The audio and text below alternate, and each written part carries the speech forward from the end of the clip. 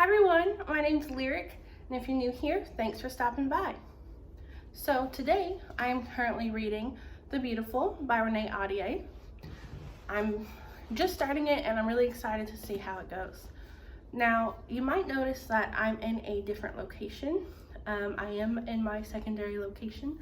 So the only thing I really have with me is this book cart that I just put together. So today, we're going to go over my wrap up for my last 8. And then I'll also do a second video where we go over my next TBR. So here we go. I did end up reading quite a bit more than what was on my TBR since I last updated you guys, mostly because I was avoiding my actual books. So I'll go over my regular 8 and then I'll talk about the little lanyards after. So the way I'm going to do this so that we don't sit here for 5 years is I'm going to run through everything really quickly, give a little bit of feedback, and if it's something that I want to talk about in length, then we'll link it and we'll do another video later, okay? So the last time we talked, I was reading Love in Vain and Illuminae. I ended up DNFing Love in Vain. Nothing wrong with it. I will get back to it. I just wasn't in the mood. And Illuminae took me forever to read. I was talking big smack in that last video about how I thought it would be really easy. It was once I got into it, but it did take me a little bit to get into it. I ended up loving it. For those of you guys that don't know, Illuminae is a science fiction book based on space travel mostly, and it's all taking place like files after the fact. It's very interesting. Once you get into it, it goes pretty quickly. I enjoyed it, and I'm already ready to read the next one and see how it goes. So on to the main TBR. So you guys might recall I was looking forward to read The Coldest Girl in Cold Town by Holly Black, and it did not disappoint. I did really enjoy that book. So basically, The Coldest Girl in Cold Town is a girl who lives in a world where vampires have already become a part of the population. She is on a mission to retrieve something from one of these cold towns after facing a horrible disaster, and it's following her, her ex, her possible love interest vamp, and it just was a really fun read.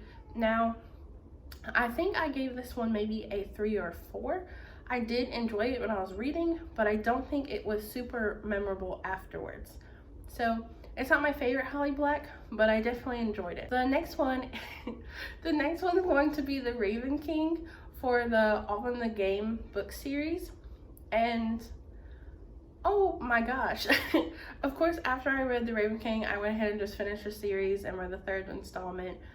But I don't know what it is about these books, because logically, and if you look at it like analytically, they shouldn't be good books. I mean, technically they aren't good books, but they're so like intriguing, and the characters are like, they're awful people. They're really, I don't understand. This book series like completely makes me, you know what, this one's gonna get a full video because I saw this review, and this is how I wrap it up. I saw this review that said that the All for the Game books were one of this person's all-time favorite books that she would never recommend to anyone. And if that doesn't sum it up, I don't know what will. After that, I ended up reading Warcross by Mary Lou, and immediately went out and got the sequel Wildcard. I loved Warcross. I loved it. I could rave about it. I texted people. I was so excited. I thought it was hilarious. It had a lot of good gaming jokes. And I especially like the little joke about Leroy Jenkins. I thought that was really fun. And it was just wild. And it was interesting because it's one of those things where in a way you kind of root for the villain. Not necessarily that they get what they want, but they're it's so interesting, and I'm really trying to like walk on a tightrope and not like spoil anything. But that book was good. Wildcard, on the other hand, felt like it was okay, which is disappointing. I would still recommend reading both of them, but I kind of wish that instead of having the sequel, Warcross was just a little bit longer, I think maybe that would have helped some of the issues with Wildcard. But other than that, I thought the duology was really great, and now I really want to read something else by Mary Lou, so I just picked up Kingdom of Bach, and I'm really excited for that one. After that, I was supposed to read Lady Justice. I wasn't quite that interested by the time I got into it, and I looked it up, and it's not actually by Neil Gaiman. It was inspired by an idea that he had, but someone else wrote it, which, you know, happens in comics. But I just wasn't really interested. I was looking at it, the ratings were really low, which I knew, and I was just like, so I DNF'd that one too. So I have volume 1 and 2. I'll probably read them later on in life, but just not this round. After Lady Justice, I was supposed to read Loathsome, which I did, and this time around I actually really liked it. I don't know what I was thinking the first time. How Loathsome is about, oh, I didn't tell you about Warcross, sorry. Warcross is essentially about a virtual reality game that becomes extremely popular, and a hacker weirdly gets involved in the game and has to kind of find another hacker working. And that was not a good synopsis, but I promise you, if you are in a gamer on any kind of level, I think you would really enjoy it. So then How Loathsome. So How Loathsome is a graphic novel. It's kind of a slice of life in a way. It's not a continuous like linear story, and it talks a lot about androgyny and goth culture, and I enjoyed it. I think it's one of those where you kind of have to understand that you might not like the characters' actions and everything that they do, but you can still get something from their story, and I thought it was good. So after that, I read Wilder Girls. Okay, so I was very, very excited to read Wilder Girls, and if you're my friend that I let borrow, just skip ahead. So I was very, very excited to read Wilder Girls. I thought the premise was really interesting. I really wanted to see some body horror. Everyone was talking about how disturbing it was. I knew there was some sapphic romance in there. And I think this is one of the cases where I don't think the book was bad, but I think the hype was bigger. So, I don't know. I thought it was fine, and that kind of sucked because I was really looking forward to it, and it wasn't bad, it just wasn't good. I don't know. It wasn't astounding. It seems like they kind of left a lot of things unanswered in the end, which would have been fine if it was like maybe 1 or 2 things, but it just felt incomplete. It's like it's not enough like unanswered to warrant a sequel, that I think, but it just didn't fully leave you satisfied, so that was kind of disappointing. I still recommend it to people, but I just think go into it knowing that it might not be what it's hyped up. Speaking of which, then I read The Turn of the Key, and it was the same. I feel the exact same way about The Turn of the Key as I felt about Lock Every Door, and everyone kept comparing them, and I guess I should have known. I was stoked for The Turn of the Key. So going back, Wilder Girls is basically there is a tox on an island, and it's causing these girls' bodies to morph, and it's them trying to figure out what the tox is, if they can escape, things like that. The Turn of the Key is a thriller mystery that is based off of The Turn of the Screw. It involves a smart house that is kind of eerie. It's a nanny going to take care of some children, and you're reading it after the fact. You're reading a bunch of letters that she wrote. Then she's trying to plead her innocence. So you already know that something's went wrong, and you're kind of going through. Now, as someone who has nannied in the past, that was kind of interesting to me. I really loved my kids, so I was like, maybe this is kind of, gonna hit close to home. The new house that we are in has some Alexa appliances, and I just don't want her to yell at me. And so I was like, yeah, this is my jam. And I thought it began really well, really strong, but it seemed like some of the red herrings would have been way more interesting than what the actual ending was, if that makes sense. Like, there was a lot of like misdirection, which granted, it's a thriller, it's a mystery, of course, but it seemed like some of those would have made for better stories than what we actually ended up with.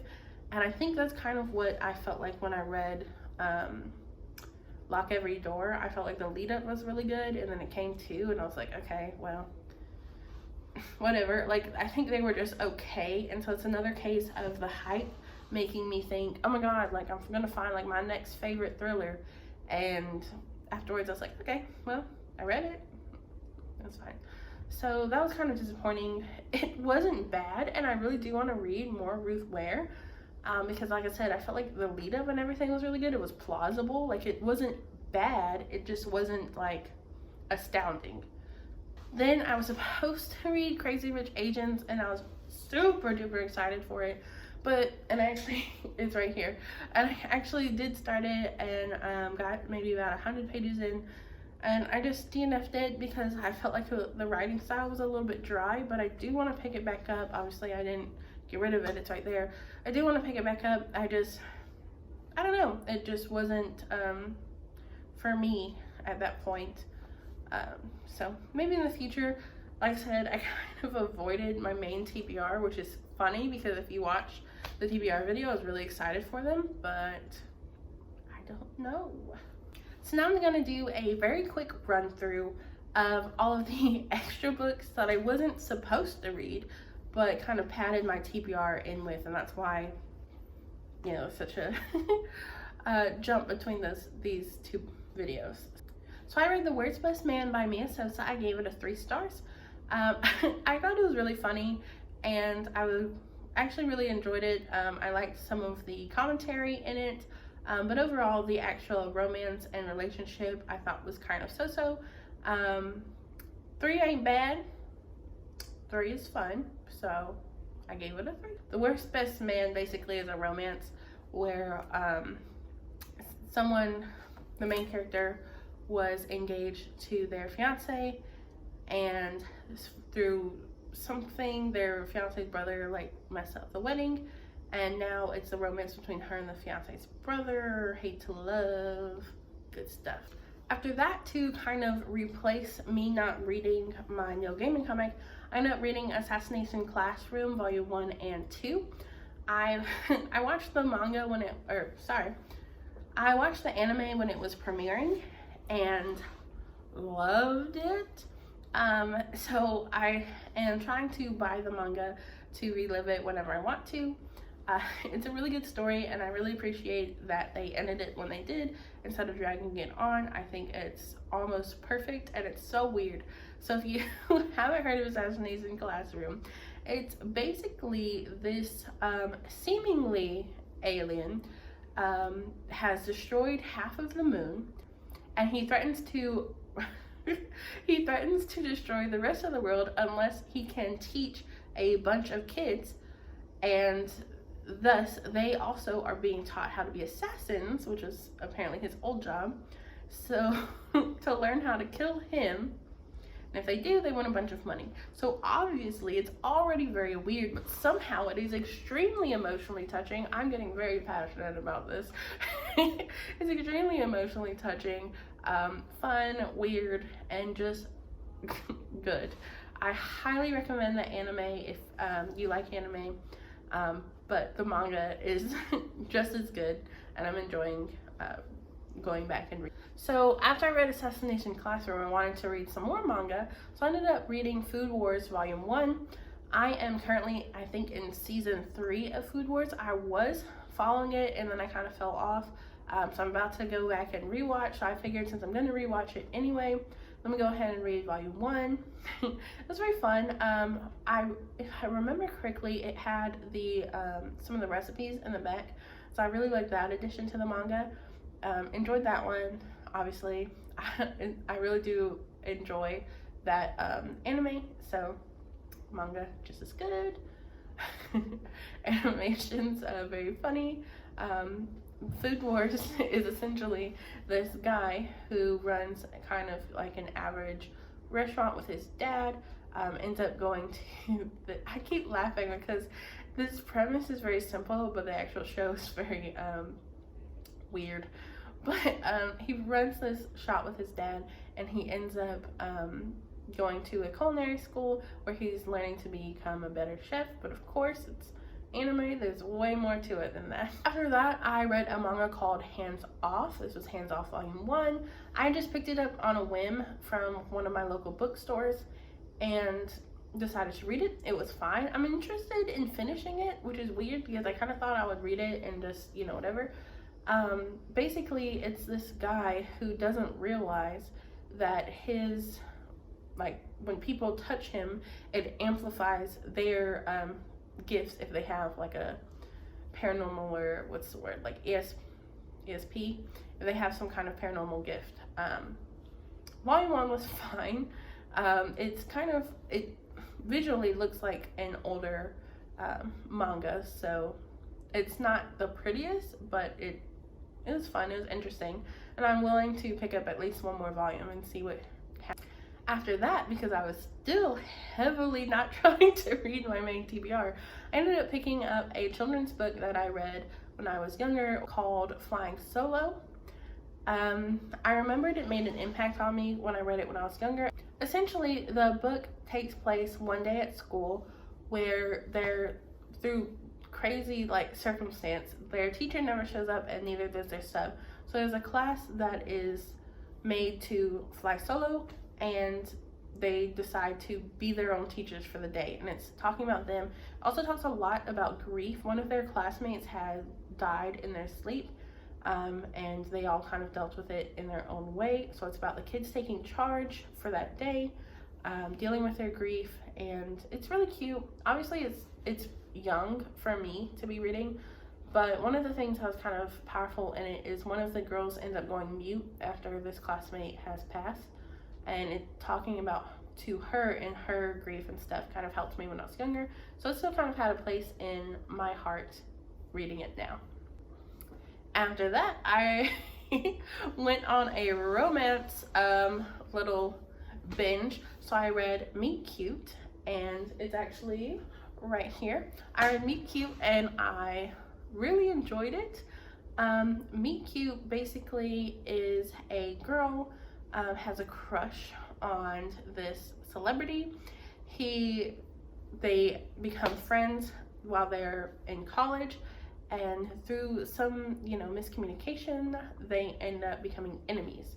So it's got a bunch of tropes. You've got your celebrity, you've got your enemies to lovers, you've got your friends to enemies, to friends, to lovers. There's also, what's kind of surprising is the romance is obviously a big part of it, but it also talks a lot about law, which I'm very interested in. Mostly like custody and things like that, and I thought it was nice to have something a little bit heavier in the story. She is helping her enemy celebrity guy get custody of his sister after his parents pass. So I thought it was really interesting. I thought it was good, and I don't know if you'll be surprised by this, but I did give it a 3 stars because it was fine. 3 is fine. After that, I ended up reading My Favorite Nightstand, My Favorite Half Nightstand, sorry, by Christina Lauren. They are a pretty popular romance duo, and this was my first ever read by them, and I really actually kind of enjoyed it. So basically, you have this girl who's one of the guys, and she kind of wants to be like Katy Perry and stop being one of the guys with one of the guys. So this is a friends to lovers kind of story. It was good, but I also was like, y'all stop being dumb, just talk to each other, stop being dumb. Like half of the times I read romances, I'm like, yes, I love this, but also y'all are idiots. And this was kind of one of them, because they would do stuff and I'm like, do you not know that you like each other? I don't get it. But this was one that I actually rated a 4. I thought that the connections were good. It was good to see like a group friend dynamic, even though they were just making the worst decisions ever. But I would still recommend it. Oh, I'm excited to talk about this one. Okay, so I was still going on my romance binge, and I ended up reading Loathe at First Sight. I picked it up from Barnes & Nobles and read it like that day, and it was not at all what I was expecting.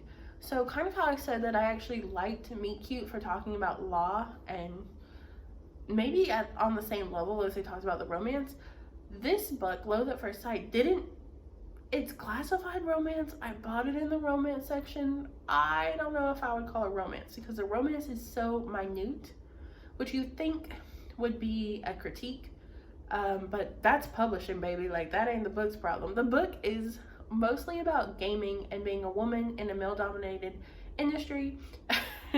Basically, the lead character, as a joke, pitches an idea for a game about male strippers in an apocalyptic setting having to fight. All of the women in this game are clothed, like in like army clothes, like actual things that will protect them and not chainmail bikinis. And it's about her having to like prove her worth in this industry. And once again, if you like gaming, even on a minute level, and you're a woman, or woman presenting whatever, I think it's really good. It talks a bit about minorities. The love interest had some learning to do too. It also didn't feel too preachy because I felt like the main character was insecure in enough ways to where she was learning how to respect herself too. And I love this book. Now, would I recommend it as a romance? Probably not. The character connections were great, but I don't feel like it's romance heavy enough to be classified as that. But I still think it's a fantastic book and one of the best ones out of all these that I've listed so far. And I gave it a 4. And that 1 star is mostly because it is not a romance, and that's the marketing. So maybe that would change in the future. Anyway, after that I read Waiting for Tom Hanks. And I was actually really surprised because I'm originally from Shreveport, Louisiana, and they mentioned that as one of the characters' backstory, and I was like, hey, Ratchet City. Waiting for Tom Hanks is about a rom-com fanatic. More on that later. She's a rom-com fanatic, and she ends up getting to work on a rom-com that is filming nearby. She doesn't like the lead because she doesn't think that he takes the genre seriously, and so love to hate ensues. Well, one-sided love to hate, really. And it was just kind of fun. The only thing is, like I said, she was a fanatic, and so am I. I love rom-coms. One of my friends had a birthday like the day after Valentine's Day, so every year on her birthday we'd go see a rom-com, and it was like my favorite thing. So I had seen like 90% of what she referenced, but the references were so heavy. If any of you guys have read Ready Player One, it's not that bad, but the fact that I even thought about that book is saying something. Ready Player One is like, here's a list of all my interests. And that kind of is how I ended up feeling sometimes in this book, which is why even though I actually enjoyed the romance and I thought the story was fun, I did only give it a 3 stars. I do want to read the sequel because I didn't hate it, obviously. 3 is fine.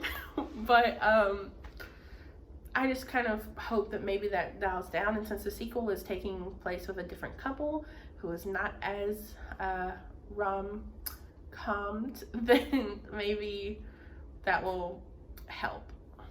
Ooh, then I read 99% Mine. I know that I mentioned in previous books that I read The Hating Game and loved it. It's probably one of my favorite books of the year, maybe. So obviously I wanted to read 99% Mine by the same author. very interesting story, just in like the dynamics of the characters. Basically, the main character is kind of like a nomad. She's always traveling, avoiding her problems. I wish. She must not know about COVID. And so she's always traveling, avoiding her problems, until she is having to renovate her home with her brother that they inherited, and a love interest from the past came in, and miscommunication, and I don't know. I still don't know how I feel about this. I rated it 4. I don't know why I did that. Because these characters were very, very, very dumb. They made the worst decisions. They couldn't read the room if it was being read out loud to them in an audiobook. Like, I guess I enjoy trash. Like, not trash. It wasn't bad, obviously. The dynamics were fun. The story was fun. I liked that there was an extra emphasis on family, but God, these characters were so dumb. Like, I really like Sally Thorne's writing, and I would like to read more from her in the future, but I don't know, man. We went on a ride. Obviously, there's way more than just house renovating in this book, but man, these characters. The last book in my reading binge was Star-Crossed by Minnie Dark. This one actually took me a few days to read, which mostly all the other romances took me one day. But I don't know. It was, someone compared it to Love Actually. I kind of think also like the Valentine's Day, New Year's movies, which I said I liked rom-coms. I know they're not good, but I like them. And where everything kind of connects. At first, that kind of took me out of the story. Basically, there's these two friends that one has a crush on the other, and the guy, which I thought it was really nice that it was the guy, is really into astrology while the girl is not, but she ends up changing the guy's horoscopes to kind of lead him to her. Hijinks ensues. Now this is a good premise for a rom-com, and it almost is like really gross, you know, because he like really believes in his horoscope, and her messing things up really just does not go the way she would want it to. But what's really interesting in the story, and what I think made it even stronger, is that there are other people who read these same horoscopes. You get to follow them and see how she also, accidentally, inadvertently altered their paths as well. And like I said, at first that was kind of distracting because it's not the usual format.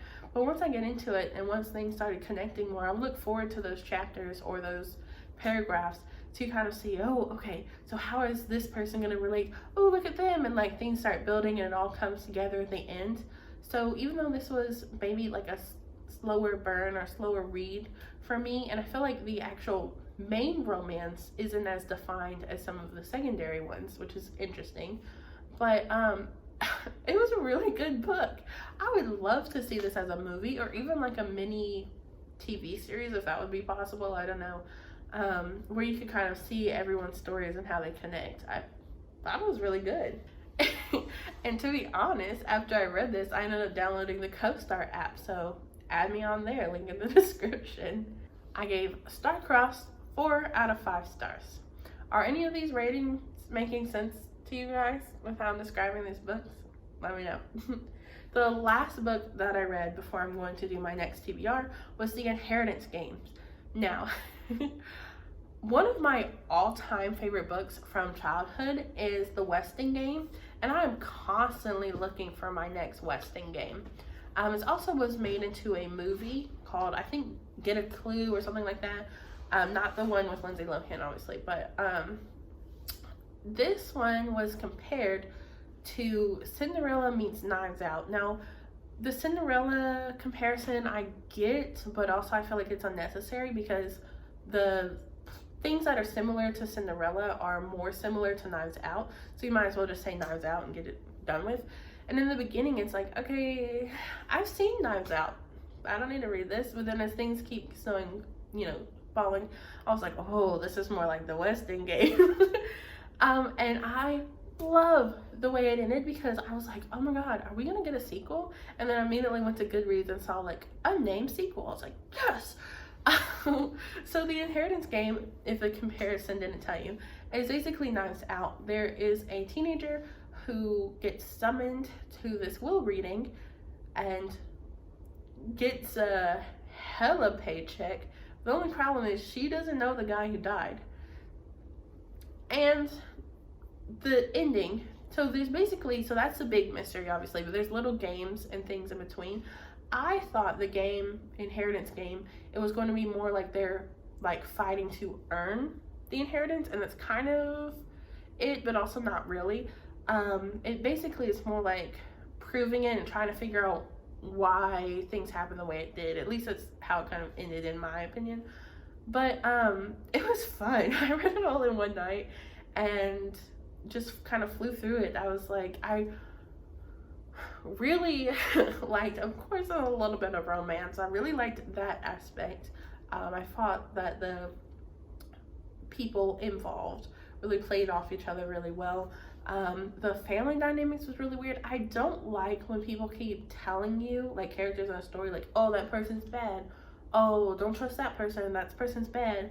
And then, like, the reveal is, like, they did something very minute, and you're like, okay, guess I'm bad too, like, so that's one thing that I didn't like, but it was fun. If you enjoyed Knives Out, if you've read the West End Game or watched the movie and you enjoyed that one, I would check it out, especially knowing that there's going to be a sequel, and I'm very, very excited.